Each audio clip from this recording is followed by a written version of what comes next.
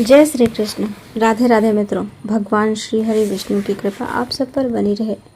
आज के इस वीडियो में आप श्रीमद् भागवत महापुराण के प्रथम स्कंद के 8वें अध्याय का श्रवण करेंगे। सूत जी कहते हैं, इसके बाद पांडव श्री कृष्ण के साथ जलांजलि के इच्छुक मरे हुए स्वजनों का तर्पण करने के लिए स्त्रियों को आगे करके गंगा तट पर गए। वहां उन सब ने मृत बंधुओं को जलदान दिया और उनके गुणों का स्मरण करके बहुत विलाप किया। तदंतर भगवान के चरण कमलों की धूल से पवित्र गंगा जल में पुनः स्नान किया। वहां अपने भाइयों के साथ कुरुपति महाराज युधिष्ठिर, धृतराष्ट्र पुत्र, शोक से व्याकुल गांधारी, कुंती और द्रौपदी सब बैठकर मरे हुए स्वजनों के लिए शोक करने लगे। भगवान श्री कृष्ण ने धौम्य आदि मुनियों के साथ उनको सांत्वना दी और समझाया कि संसार के सभी प्राणी काल के अधीन हैं, मौत से किसी को कोई बचा नहीं सकता। इस प्रकार भगवान श्री कृष्ण ने अजात शत्रु महाराज युधिष्ठिर को उनका वह राज्य जो धूर्तों ने छल से छीन लिया था वापस दिलाया तथा द्रौपदी के केशों का स्पर्श करने से जिनकी आयु छीन हो गई थी उन दुष्ट राजाओं का वध कराया। साथ ही युधिष्ठिर के द्वारा उत्तम सामग्रियों से तथा पुरोहितों से 3 अश्वमेघ यज्ञ करवाए। इस प्रकार युधिष्ठिर के पवित्र यश को 100 यज्ञ करने वाले इंद्र के यश की तरह सब ओर फैला दिया। इसके बाद भगवान श्री कृष्ण ने वहां से जाने का विचार किया।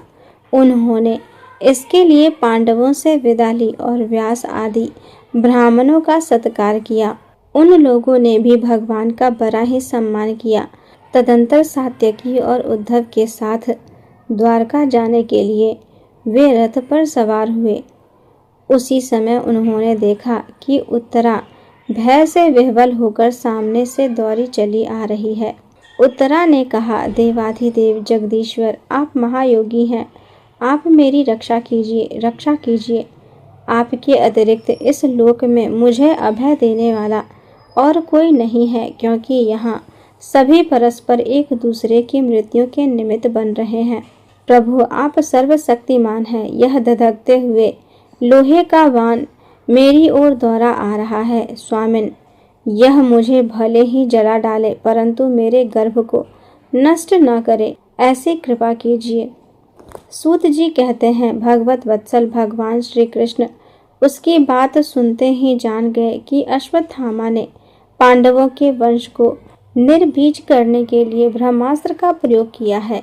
सौनक जी, उस समय पांडवों ने भी देखा कि जलते हुए 5 बाण हमारी ओर आ रहे हैं, इसीलिए उन्होंने भी अपने अपने अस्त्र उठा लिए। सर्वशक्तिमान भगवान श्री कृष्ण ने अपने अनन्य प्रेमियों पर, शरणागत भक्तों पर बहुत बड़ी विपत्ति आई जानकर अपने निज अस्त्र सुदर्शन चक्र से उन निज जनों की रक्षा की। योगेश्वर श्री कृष्ण समस्त प्राणियों के हृदय में विराजमान आत्मा है।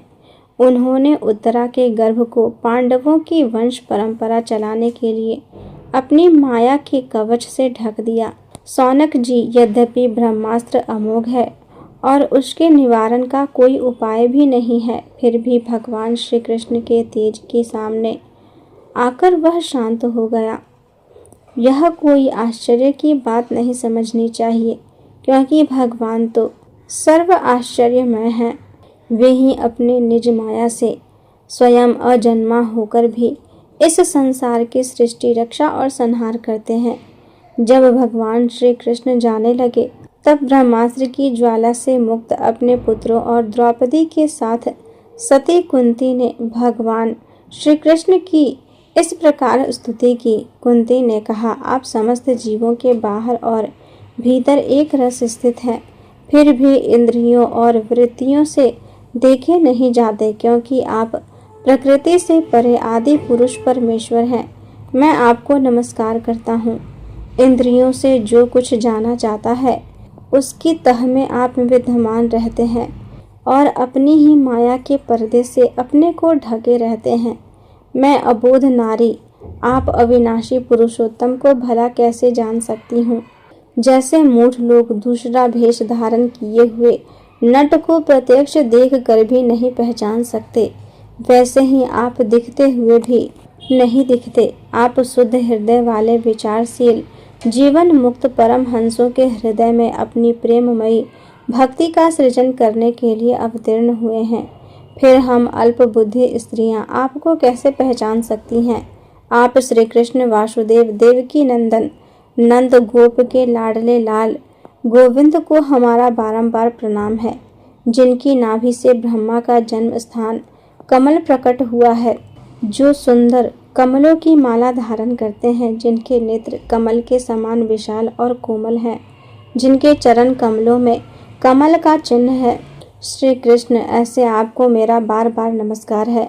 ऋषिकेश, जैसे आपने दुष्ट कंस के द्वारा कैद की हुई और चिरकाल से शोकग्रस्त देवकी की रक्षा की थी, वैसे ही पुत्रों के साथ मेरी भी आपने बार बार विपत्तियों से रक्षा की है। आप ही हमारे स्वामी हैं, आप सर्वशक्तिमान हैं। श्री कृष्ण, कहाँ तक गिनाऊं?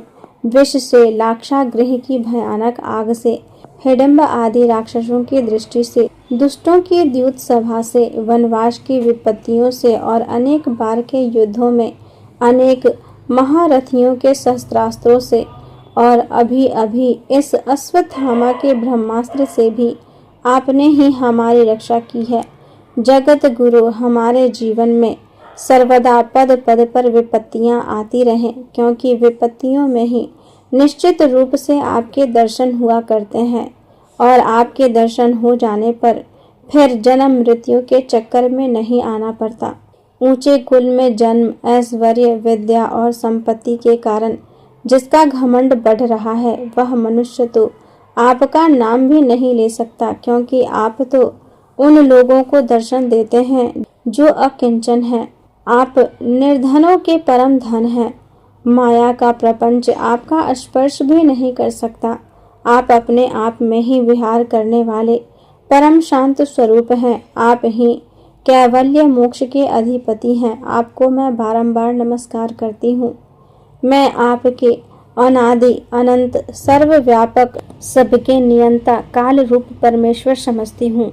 संसार के समस्त पदार्थ और प्राणी आपसे ही आपस में टकराकर विषमता के कारण परस्पर विरुद्ध हो रहे हैं, परंतु आप सब में समान रूप से विचर रहे हैं। भगवान, आप जब मनुष्यों की सी लीला करते हैं, तब आप क्या करना चाहते हैं यह कोई नहीं जानता। आपका कभी कोई न प्रिय है और न अप्रिय। आपके संबंध में लोगों की बुद्धि ही विषम हुआ करती है। आप विश्व के आत्मा हैं, विश्व रूप हैं। न आप जन्म लेते हैं और न कर्म ही करते हैं, फिर भी पशु पक्षी मनुष्य ऋषि जलचर आदि में आप जन्म लेते हैं और उन योनियों के अनुरूप दिव्य कर्म भी करते हैं। यह आपकी लीला ही तो है।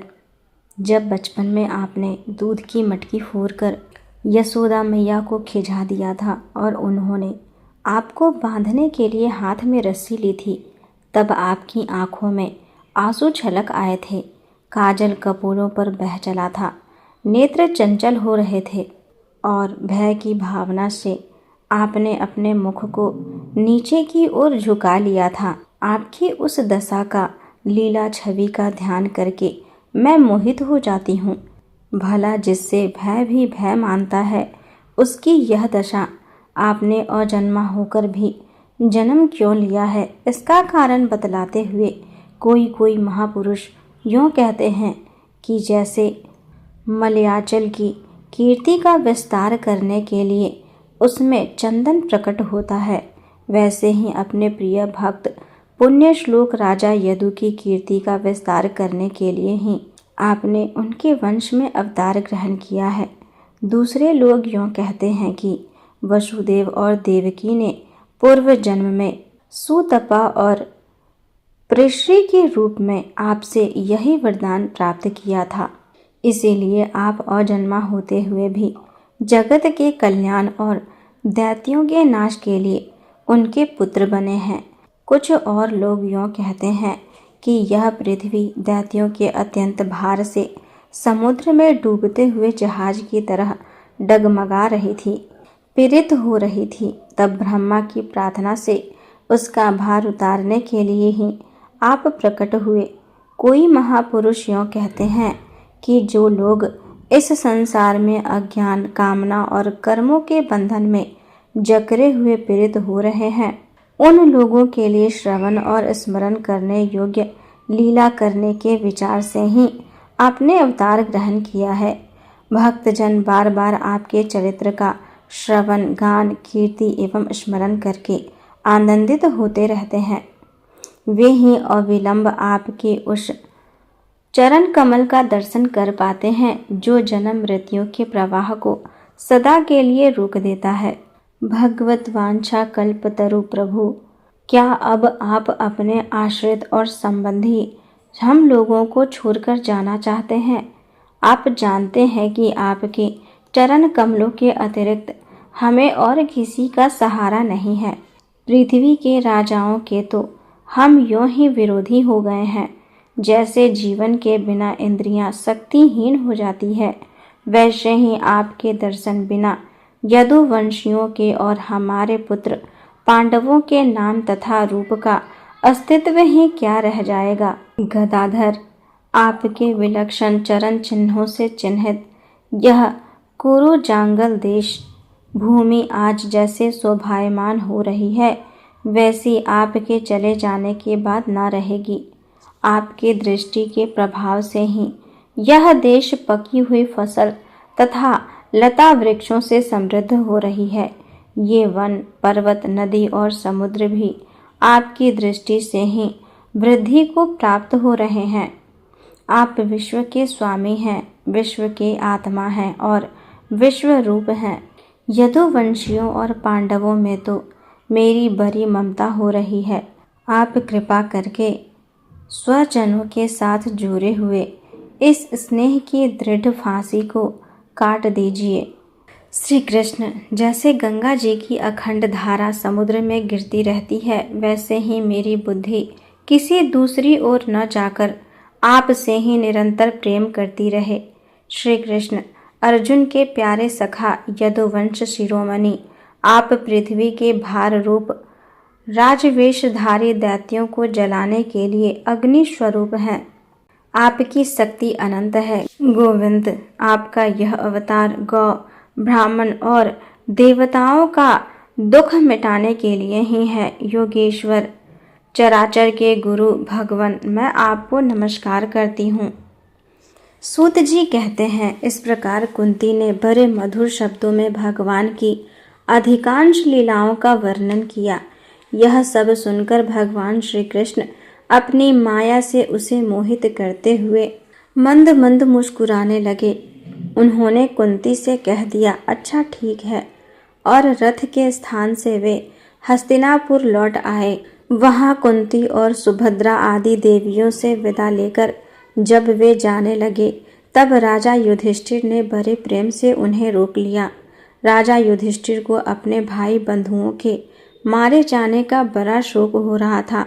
भगवान की लीला का मर्म जानने वाले व्यास आदि महर्षियों ने और स्वयं अद्भुत चरित्र करने वाले भगवान श्री कृष्ण ने भी अनेकों इतिहास कहकर उन्हें समझाने की बहुत चेष्टा की, परंतु उन्हें सांत्वना न मिली, उनका शोक न मिटा। सौनक आदि ऋषियों, धर्मपुत्र राजा युधिष्ठिर को अपने स्वजनों के वध से बड़ी चिंता हुई।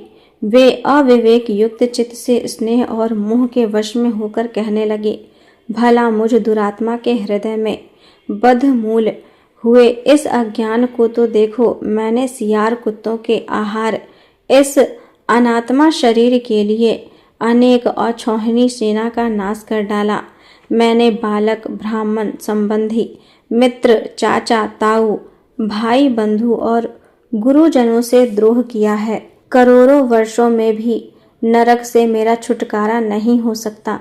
यद्यपि शास्त्र का वचन है कि राजा यदि प्रजा का पालन करने के लिए धर्म युद्ध में शत्रुओं को मारे तो उसे पाप नहीं लगता, फिर भी इससे मुझे संतोष नहीं होता। स्त्रियों के पति और भाई बंधुओं को मारने उनका मेरे द्वारा यहाँ जो अपराध हुआ है उसका मैं गृहस्थोचित यज्ञ याग आदिकों के द्वारा मार्जन करने में समर्थ नहीं हूँ। जैसे कीचड़ से गंदा जल स्वच्छ नहीं किया जा सकता, मदिरा से मदिरा की अपवित्रता नहीं मिटाई जा सकती, वैसे ही बहुत से हिंसा बहुल यज्ञों के द्वारा एक भी प्राणी की हत्या का प्रायश्चित नहीं किया जा सकता। इस प्रकार श्रीमद् भागवत महापुराण के प्रथम स्कंध में 8वां अध्याय पूर्ण हुआ। आगे की कथा सुनने के लिए मेरे वीडियो को लाइक करें, अपने दोस्तों के साथ शेयर करें तथा मेरे चैनल को सब्सक्राइब करें। धन्यवाद।